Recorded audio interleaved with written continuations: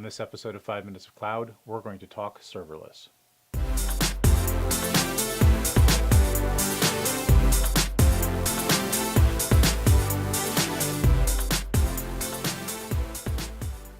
Serverless is a technology space that is receiving a lot of interest these days. And part of the reason for that is that people are talking about serverless as a way of dramatically reducing the cost of your cloud-based infrastructure. And one of the first things I'll say about serverless is that serverless as a technology space is based on a number of underlying technologies that can be implemented in any environment, an enterprise environment or service provider environment. Often these are actually implemented, though, as a platform service from a service provider. That's really what makes it serverless. As an end user, I no longer have to think about the infrastructure that's implementing this. My focus is just the application. Serverless is really an intersection of event-based programming, specifically tools like Go and Node.js that have been used to build event-based server backends for web services.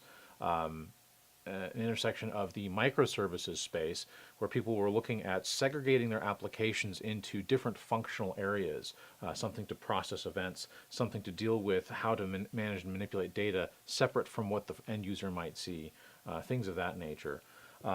And lastly, this concept of event-based programming, that an event comes in, it needs to be processed, and then the processing is just a transaction that no longer needs to have any state, because any state was stored off from the system and a response had already been sent on to the originator of the transaction.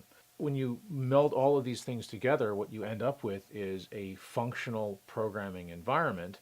The environment is focused on the application developer really only having to think about their functions. What are we trying to do? And classic ones are auto response as you type in a search request. So I think we were all wowed by this a number of years back as you started typing search requests, looking for serverless, as you started typing more and more from SE, SER, SERV, etc. As you were typing more of these characters, multiple search possibilities were starting to show up in our stream. And we could see, actually that third one down is the one I want. I don't have to keep typing, I can just select it.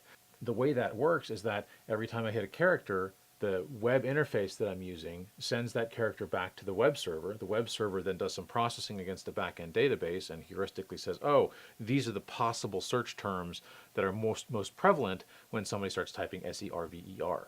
In that process, every time a character comes in, an event gets triggered to go look up against this now next set of data. Now I have SE, now I have SER, now I have SERV. From an end user, we think that this is instantaneous. It looks instantaneous. From the server side, it's sitting there waiting for characters to show up, waiting and waiting and waiting for characters to show up.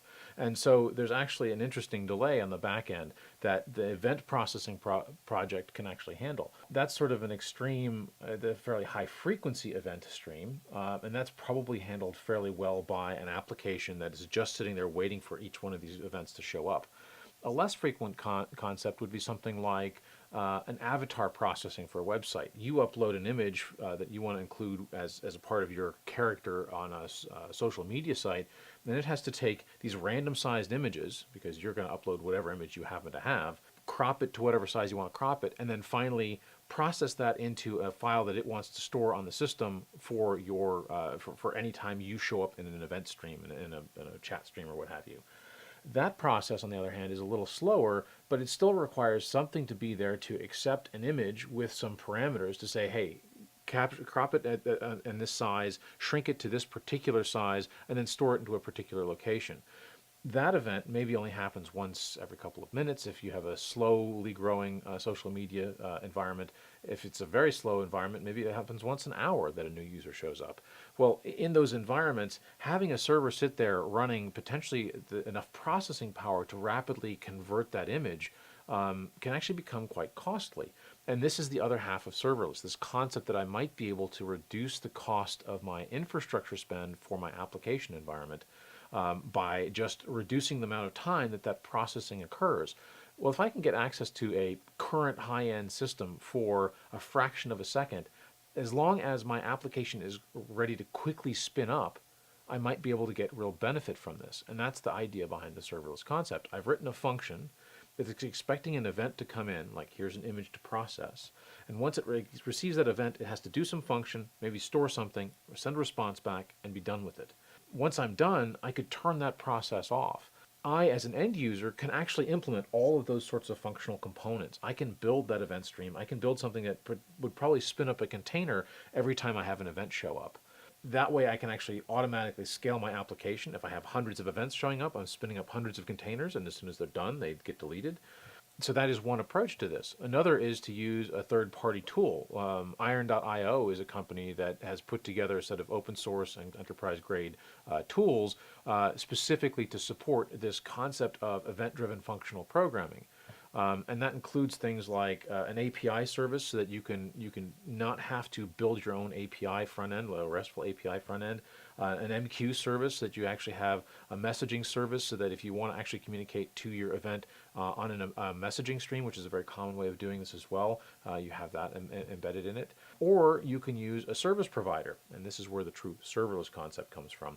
In the service provider case, you'd be using something like an Amazon Lambda, Azure, or GCE have functions, and in that case, you have a number of other possible event streams. In the Amazon environment, for example, you can have an event stream that gets triggered on an S3 bucket upload. So upload an image into an S3 bucket, it will trigger an event to do something with that data and potentially store it back into another S3 bucket. And that's really a key component to all of this. So that, in a nutshell, is serverless. If we sort of review, it's potentially for serverless, true serverless, rather than just functional event-driven programming. Serverless is a platform service from a service provider, which could be an internal service provider or a third party like an Amazon or a Google. It is function based, so I'm going to somehow encapsulate my function in potentially a container or just a static binary. Here are all the components compiled into one element. Just run this, give it this data anytime you see it.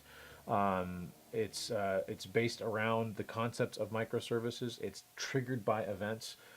As long as your application falls into those categories, and either you have an event functional programming environment like an Iron.io environment in your enterprise, or you're using a third party, then you have serverless.